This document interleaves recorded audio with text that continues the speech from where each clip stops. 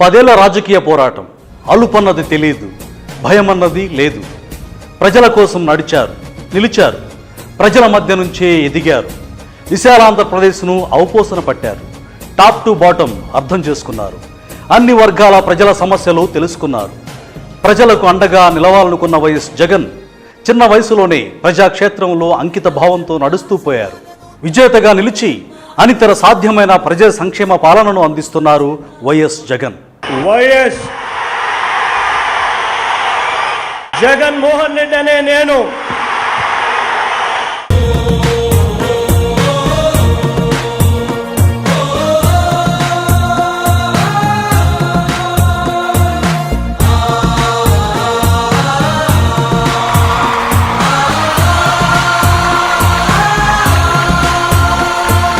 జగన్ రాజకీయ ప్రవేశం సులువుగా జరిగిపోయి ఉండవచ్చునేమో గాని ఆయన రాజకీయ ప్రస్థానం మాత్రం అంత సులువుగా ఏమీ సాగలేదు.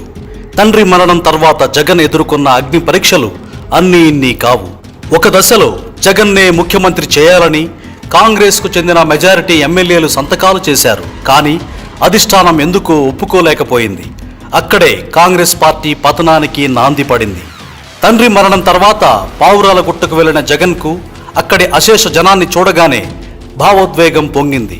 వారంతా నాన్న తనకిచ్చిన పెద్ద కుటుంబం అనిపించింది. ఆ ప్రజల సమక్షంలోనే వైఎస్ మరణానికి తట్టుకోలేక చనిపోయిన వారి ప్రతి కుటుంబాన్ని ఓదారుస్తానని మాట ఇచ్చారు. ఇచ్చిన మాటపై ముందుకు సాగారు. కాంగ్రెస్ ఢిల్లీ అధిష్టానం కాదు కూడదు అంది. జగన్ వెనక్కి తగ్గలేదు. ఓదార్పు కొనసాగింది. జగన్పై అన్ని రకాల రాజకీయ కుట్రలు కుతంత్రాలు మొదలయ్యాయి. ఆ రోజుల్లో ఓదార్పు యాత్ర దేశ చరిత్రలోనే నభూతో నభవిష్యతి.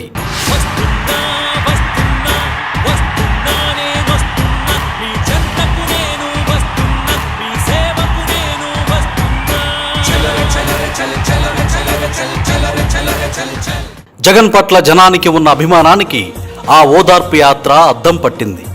జగన్ యాత్రలకు జనం అంతగా రావడం వెనుక వైఎస్ పథకాలు ఒక కారణం కావచ్చు.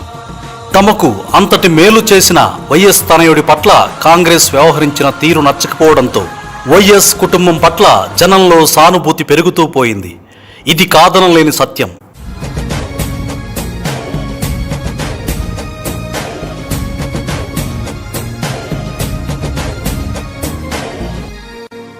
జగన్ పట్టుదల కూడా ఆయన్ను జనంలో తిరుగులేని నేతగా మార్చడంలో ముఖ్య పాత్ర పోషించింది. దేశ రాజకీయాల్లోనే వైఎస్ జగన్ పాలన విప్లవాత్మకమైనదని చెప్పక తప్పదు.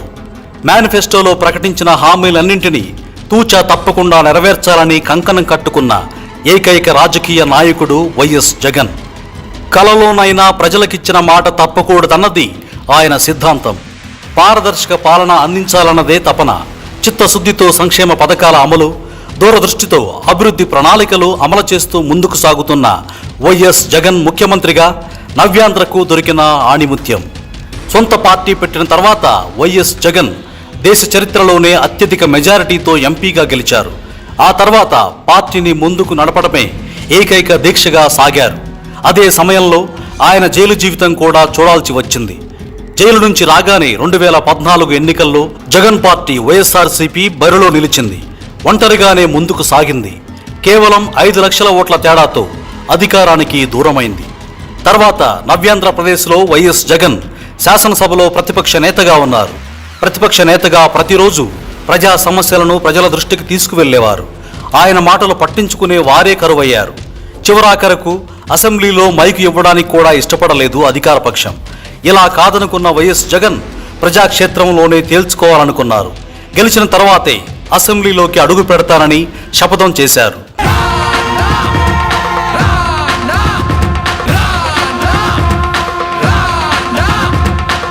ప్రజాక్షేత్రంలోకి అడుగుపెట్టారు. చరిత్రలో నిలిచిపోయిన పాదయాత్రకు శ్రీకారం చుట్టారు. ఈ పాదయాత్రే నవ్యాంధ్ర చరిత్రను మార్చింది. ఇలా సాగిన ఈ పాదయాత్రే విప్లవాత్మక మార్పులకు శ్రీకారం చుట్టింది. ఈ పాదయాత్రే వైఎస్ జగన్లో మరింతగా రాజకీయ పరిణితి పెరిగేలా చేసింది. ఈ పాదయాత్ర కాలంలోనే వేల కిలోమీటర్లు నడిచి జగన్ లక్షలాది మంది హృదయాలను సృజించారు.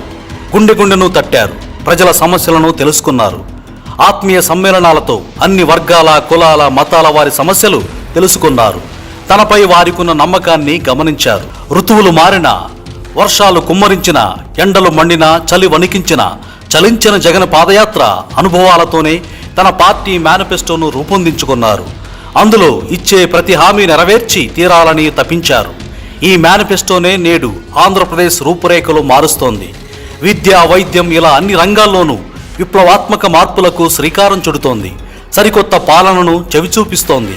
కుల, మత, వర్గ, ప్రాంత, పార్టీలకు అతీతంగా ప్రజా సంక్షేమమే లక్ష్యంగా సాగే పాలనకు అసలు శిశులు అర్థం చెబుతోంది. గాంధీ గారి కలల కన్నా గ్రామ స్వరాజ్యం. గడపల్లకొచ్చారు గదరా గవర్నమెంట్ ఆఫీసు వాళ్ళు, వాడికి ఆరోగ్యమే తెలుసుకుండ్రు ఇంటికొచ్చి డాక్టర్లు.